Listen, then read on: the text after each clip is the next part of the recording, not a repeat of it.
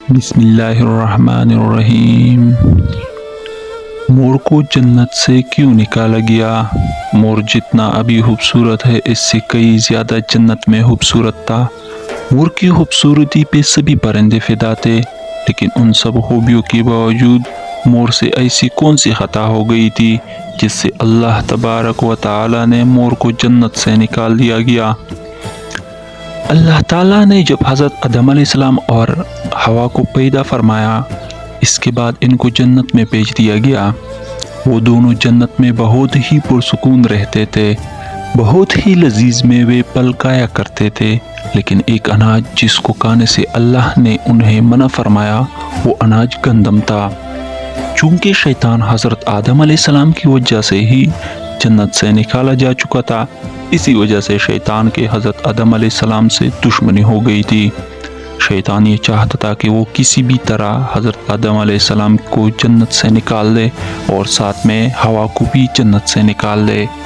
جب شیطان کو یہ خبر ہوئی کہ حضرت آدم علیہ السلام کو تمام میوے کھانے کی اجازت ہے لیکن گندم کھانے کی اجازت نہیں ہے، تو شیطان انتقام کی آگ دل میں لیے جنت کے دروازے کے پاس بیٹھ گیا اور 300 سال تک وہاں پر بیٹھا رہا۔ ایک دن اچانک سے مور جنت سے باہر آ گیا۔ شیطان اس کو دیکھتے ہی بہت خوش ہو گیا۔ شیطان نے پوچھا، اے خوبصورت پرندے تم کون ہو؟ مور بولا، میں مور ہوں، اب تم اپنا تعارف کراؤ۔ شیطان نے جواب دیا کہ میں عالم عروبیہ کا ایک فرشتہ ہوں، میں اللہ پاک کی عبادت سے ایک پل بھی غافل نہیں ہوں، میں چاہتا ہوں کہ میں جنت میں جاؤں، وہاں کی نعمتوں کا اپنی آنکھوں سے مشاہدہ کروں۔ شیطان مور سے کہنے لگا کہ تم مجھے جنت کے اندر لے جاؤ، میں تمہیں 3 ایسی باتیں بتاؤں گا جس سے تمہیں ابدی زندگی حاصل ہو جائے گی، تمہیں بڑھاپا اور بیماری نہیں آئے گی، تم ہمیشہ جنت میں ہی رہو گے۔ شیطان کی یہ باتیں سن کر لالچ میں آ کر مور نے کہا کہ مجھ میں تو اتنی طاقت نہیں ہے کہ میں تمہیں جنت کے اندر لے جاؤں، لیکن ایک سانپ میرا دوست ہے، وہ شاید تمہاری مدد کر سکے۔ یہ کہہ کر مور سانپ کے پاس آیا، اس کو ساری بات بتائی۔ سانپ بھی شیطان کی باتوں سے بہت خوش ہو گیا، پھر شیطان کو اپنے منہ میں چھپا کے جنت میں داخل ہو گیا اور یوں شیطان اپنی چال میں کامیاب ہو گیا۔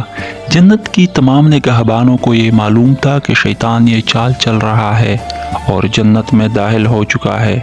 فرشتے شیطان کو جنت سے نکالنے لگے، تبھی اللہ پاک کا حکم ہوا کہ اس کو ابھی تک جنت میں ہی رہنے دیا جائے۔ وہ فرشتے اللہ تعالیٰ کے حکم سے رک گئے۔ شاید یہ حضرت آدم علیہ السلام کا امتحان تھا۔ شیطان حضرت آدم علیہ السلام کے پاس اور حوا کے پاس جا کر اپنی محبت کا اظہار کرنے لگا۔ وہ دونوں ہی شیطان کو پہچان نہ سکے کیونکہ ماضی کے مقابلے میں شیطان کی شکل تبدیل ہو چکی تھی۔ شیطان کہنے لگا، میں چاہتا ہوں کہ آپ دونوں ہمیشہ جنت میں اسی طرح زندگی گزارے، ہمیشہ خوش رہے۔ حضرت آدم علیہ السلام اس کی بات بہت غور سے سننے لگے۔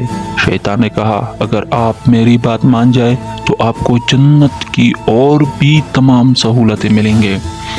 حضرت آدم علیہ السلام شیطان کے بہکاوے میں آ کر کہنے لگا کہ یہ کس طرح ممکن ہے؟ شیطان کہنے لگا، ایک گندم کا دانہ اگر آپ دونوں چکھ لے تو آپ کو ابدی حیات حاصل ہو جائے گی اور آپ جنت میں ہی رہیں گے۔ یہ بات سن کر حضرت آدم علیہ السلام کی دل میں رجحان پیدا ہوا، لیکن ان کے دل میں اللہ کی نافرمانی کا خوف غالب آ گیا۔ جبکہ حوا شیطان کی باتوں میں آ گئی، جس پر حوا نے حضرت آدم علیہ السلام کو راضی کر لیا۔ پھر اس کے بعد ان دونوں نے اس گندم کے دانے کو چکھ لیا۔ جیسے ہی گندم دانہ ان کے اندر گیا تو دونوں کے ستر واضح ہو گئے، جس کے بعد دونوں اپنے اپنے ستر چھپانے لگے اور خوف خدا سے کانپنے لگے۔ اسی دوران اللہ تعالیٰ نے فرشتوں کو یہ حکم دیا کہ حضرت آدم علیہ السلام اور حوا دونوں کو زمین پر اتار دو۔ حضرت آدم علیہ السلام کو سری لنکا کے قریب نیچے زمین پہ بھیج دیا، جبکہ حوا کو جدہ کی سرزمین پر اتارا گیا۔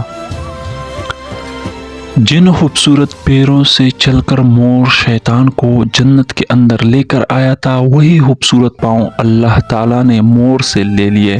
سام جو اپنے منہ میں شیطان کو چھپا کر لایا تھا، اس کے منہ کی خوبصورت خوشبو کو چھین کر اس میں زہر ڈال دیا گیا۔ پھر مور کے ساتھ ساتھ سام بھی جنت سے نکال دیا گیا۔